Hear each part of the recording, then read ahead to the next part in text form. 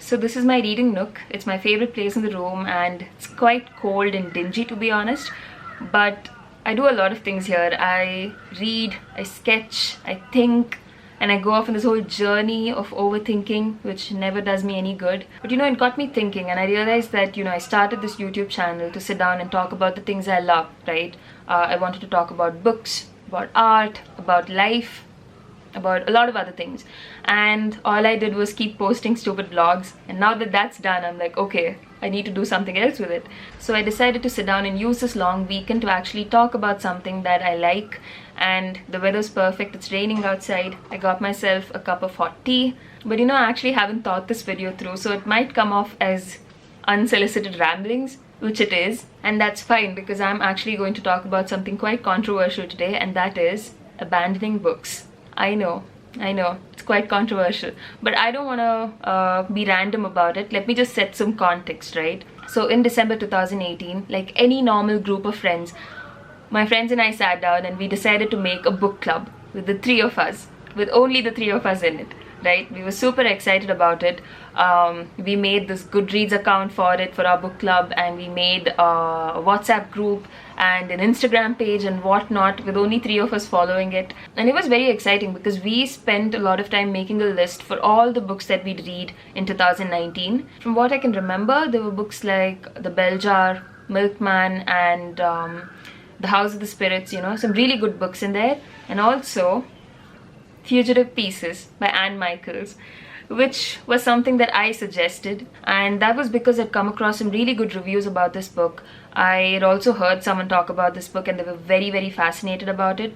I went through the summary of the book. It was about the Holocaust, and that was quite a heavy topic, and I like heavy books, so I thought, okay, why not? Let's just add that book to the list too. And we had this whole perfect list for all the months of 2019 with at least one book per month, and we were very excited about this. Jan 2019 comes in, we take this book, all three of us have a copy of this book, and inside you can still see, I don't know if you can see it, it says January book of Avada Kedavra, which was the name of our book club.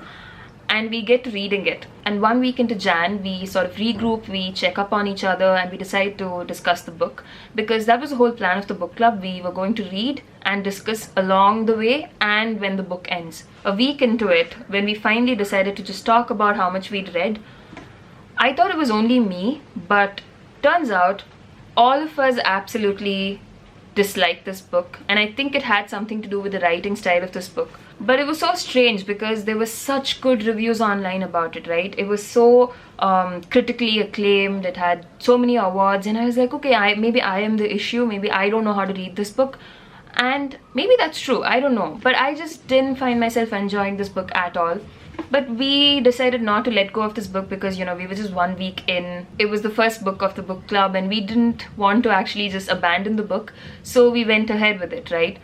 2 weeks in, I just couldn't do it anymore. I was like, the writing style is just not doing it for me. I was falling asleep trying to read this book. It was so boring, and I think by the end of that month, only one person had managed to kind of read the book and pushed herself through it, even if she didn't like it. And the rest of us, like the other two, we just abandoned the book. We just didn't even go ahead with it. I think that's what happened. That's it. The book club died out, and we had such amazing books left on the list which we never got to because we started off on such a bad note. We started with a book that we didn't enjoy and wouldn't abandon. We should have just left the book, moved on, picked up the next book, picked up the next month's book, and gone ahead with it, right? We didn't do that. And now that I think of it, I think one of the main reasons that book club kind of died out was because we started with a book we didn't enjoy. And that is why I'm going to talk about it today, and talk about why it is okay and it should be acceptable to abandon books that you don't enjoy. It's completely fine. Just don't put yourself through it. And let me just explain it through an example, okay? So imagine you like dating. You're trying to find some nice person. You go out on a date, and it's the first date. You're very excited. You're looking forward to it. You're just so excited about how it's going to be. And then you get there, and half an hour in, you're like, okay, I don't know, something about this date is off. Like, I don't vibe with this person, right? 1 hour in, you feel like, okay, this is just not gonna work out. It's such a waste of time. we're just not meant to be. But maybe you decide to give it a second shot. Maybe you decide to go out on another date, right? Your second date, you go out and you realize for sure that you don't like this person. You're not gonna go and end up marrying that person eventually, you know? That's how it is with the book. If you don't like it in the first, say, few chapters, you're probably not going to enjoy it throughout. And I might be generalizing a little bit here because, you know, sometimes it does pay off to actually put yourself through reading a book and finish it and actually see the full circle and see the full story for what it is. And it might just be one of the best books you've ever read. That has happened to me a few times. But most of the times, and I mean like 95% of the times, that doesn't happen. You read a book and maybe if you don't enjoy it in the first few chapters, you're probably just not going to enjoy it throughout. And I don't mean that you're not going to take anything from the book. It's not going to benefit you in any way. I do not mean that. I'm pretty sure that every book you read will kind of affect you in some or the other way. But at the same time, the process of reading shouldn't be, you know, daunting. Because unless you read for a living, or you're a literature student, or something of that sort, where it matters for you to actually finish a book, most of us don't come from that place. Most of us just read because we like reading. Most of us just read because it's a hobby, right? That's how I view it. I wouldn't force somebody to read because it's just, hobbies are personal to people and it should be enjoyable. It should be something you do when you're bored maybe. It shouldn't be like a mark of intellectualism that you need to finish a book, that you need to actually go through and suffer through a book. Because that's how it sometimes feels. And I know I might be exaggerating a bit, but for a good reader, for someone who reads a lot, you do realize that, you know, a good book can be very emotionally fulfilling and a bad book can be emotionally exhausting, right? And I've also seen the second thing happening even with myself, and that's guilt. So you've maybe picked up a book, and this happened to me with Waves by Virginia Woolf, where I picked up the book, I started reading it, and I was almost halfway through the book when I realized that I don't like it at all, and I forced myself to finish the book. But then I realized, what would have happened if I just abandoned the book midway, right? Like, think of it as like a sunk cost fallacy. Think of it that way. You're not going to get the effort, you're not going to get the time back, you're not going to get any of that back, okay? You've read half of that book, that's done. Why waste more time? Like, you're not going to get anything from it. That part is already done. And you know, a lot of times what happens, and I've seen this especially with new readers, is that a bunch of your friends may have recommended a few books to you, right? And you pick up these books, you go ahead, you read these books, and you don't enjoy them, and you continue reading these books thinking something's wrong with you and you don't know how to enjoy books yet. And you just don't let yourself find books that you enjoy. Instead, you read a bunch of books that you don't like, and then you just fall out of love or never fall in love with the whole idea of reading. Like, am I making sense here?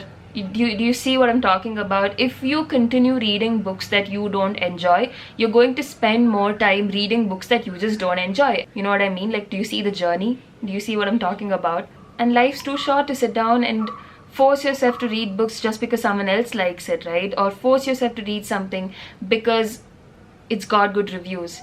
Nobody cares. Who's going to come and arrest you for abandoning this book? No one, right? Because the moment you abandon a book that you don't enjoy, you actually make more time for the books that you might enjoy. You know, you have a better chance at picking up something which you might actually like, and you might identify that genre which excites you. Now, a lot of people don't like classics, they just don't relate to it, but they force themselves to, you know, go through the whole process of reading classics, of reading Murakami. I don't enjoy Murakami. I've read so many of his books. So yeah, a whole summary of this rambling session is that it's okay to leave books that you don't enjoy, especially when you first start reading. Just stop wasting time on things that you genuinely don't enjoy, so you can spend more time discovering things that you will enjoy. Because reading shouldn't be a daunting process. It should be pleasurable. It's just a hobby. Just take it lightly and read as much as possible and read the things you love, right? I don't like Murakami, so I stopped reading Murakami. And it's okay if it's like a big thing in the reading culture to be into these books. But if you don't enjoy it, just go and read something that you like. Maybe it's like alternative literature. I don't know. Postmodern literature? Maybe.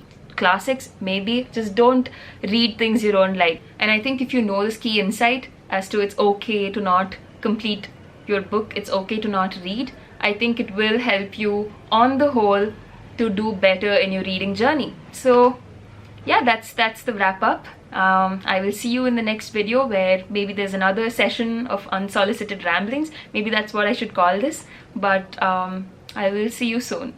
Take care.